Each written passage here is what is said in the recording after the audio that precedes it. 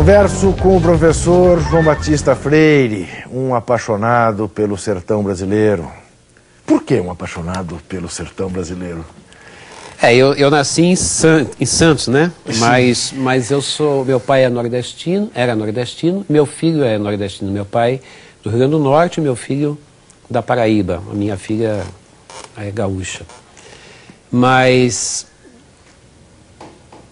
não sei, talvez por isso, eu fui criado num bairro em Santos, eu sou do Morro São Bento, em Santos. Eu nasci no Morro do Sabuó, que é aquele morro do cemitério, na entrada de Santos. Né? Alguns chamam de Morro da Penha.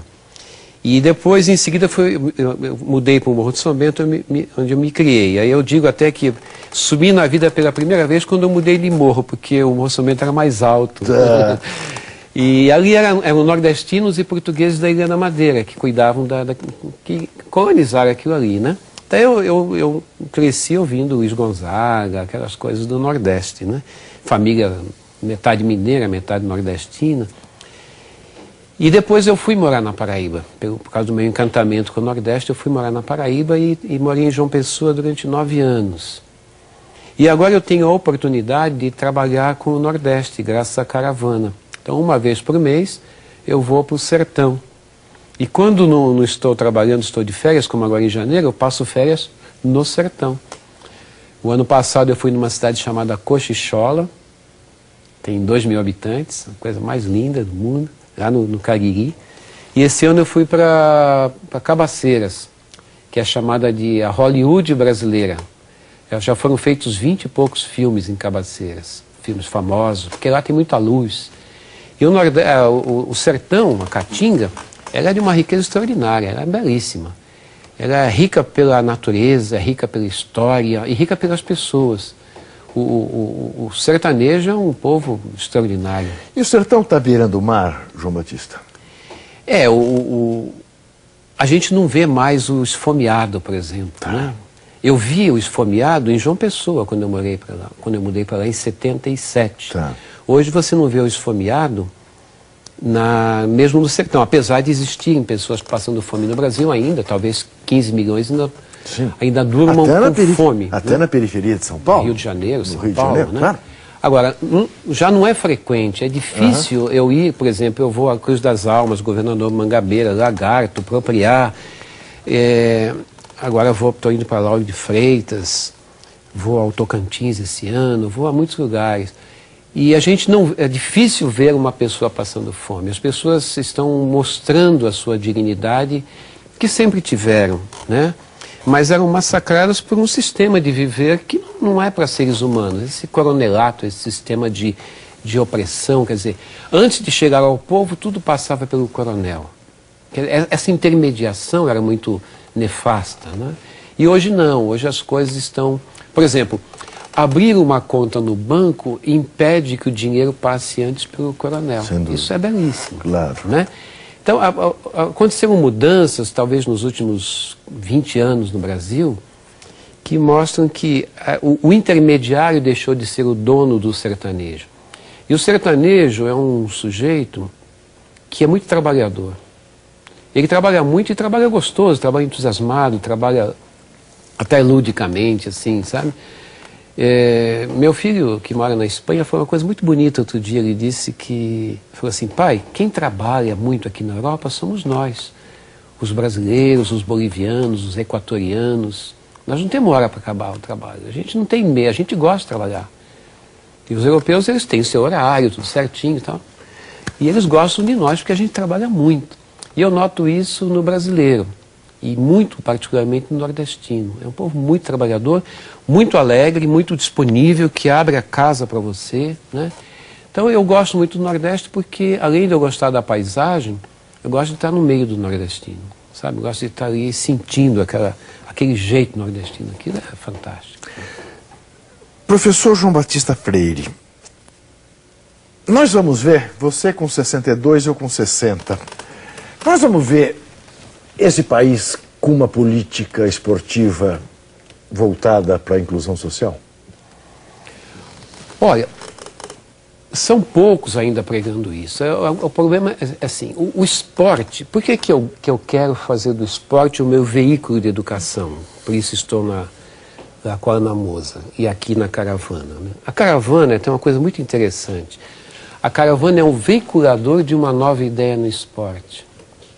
Ela veicula uma novidade.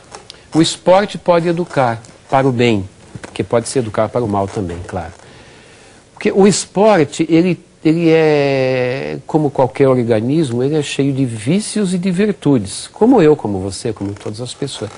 Eu sou cheio de vícios, mas eu não preciso usá-los. E eu sou cheio de virtudes, e eu tenho que usá-las. O esporte também ele é cheio de vícios e de virtudes. O esporte, por exemplo, ele contém violência. Eu não preciso potencializar essa violência, mas muitas vezes a imprensa potencializa.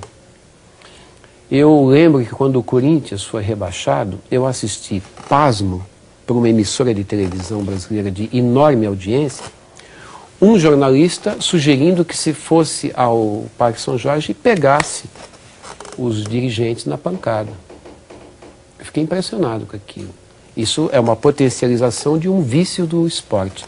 O esporte tem vários outros vícios, a ganância, né, o vencer a qualquer custo, tudo isso. E o esporte tem virtudes, como a coragem, a solidariedade, a compaixão, a prudência, a temperança. E o que nós pretendemos fazer? Potencializar a virtude. Potencializar isso. Então eu trago... É muito fácil trazer... Por exemplo, é muito difícil trazer as crianças para a escola. Tem que ser na marra. Eu já sugeri várias vezes no meu blog o seguinte: vamos criar o dia do desafio da educação. Aliás, por favor, me dê o endereço do seu blog para a gente pôr aqui. http://, né? Blog, não tem, blog.sev.org.br/ tudo junto, João Freire. Ok. blog.sev.org.br/ João Freire. Ok, vai aparecer aí embaixo para você. Ele é vinculado ao SEV, né? Tá? Do professor Laércio. Do professor Laércio. Tá. Laércio é um dos... Sem dúvida. Laércio não tem nem mais o que dizer dele. Sem dúvida. Né? Meu guru. Pois é. Quando eu crescer, eu quero ser que nem o Laércio. Pois é. O Laércio e o professor João Batista são daquelas figuras, né, que alguém já disse que são imprescindíveis. O Brecht disse, né? Porque lutam o tempo todo. Nós falávamos, então, você dizia dessa importância que tem... Eu estava falando do dia do desafio da educação física, da educação brasileira. Sim. Num determinado dia, nós avisaremos os pais do seguinte: olha, às 10 horas da manhã ou às 2 horas da tarde, nós abriremos todas as portas das salas de aula e todos os portões de todas as escolas. E só ficarão os alunos que quiserem. A gente vai ver quem fica.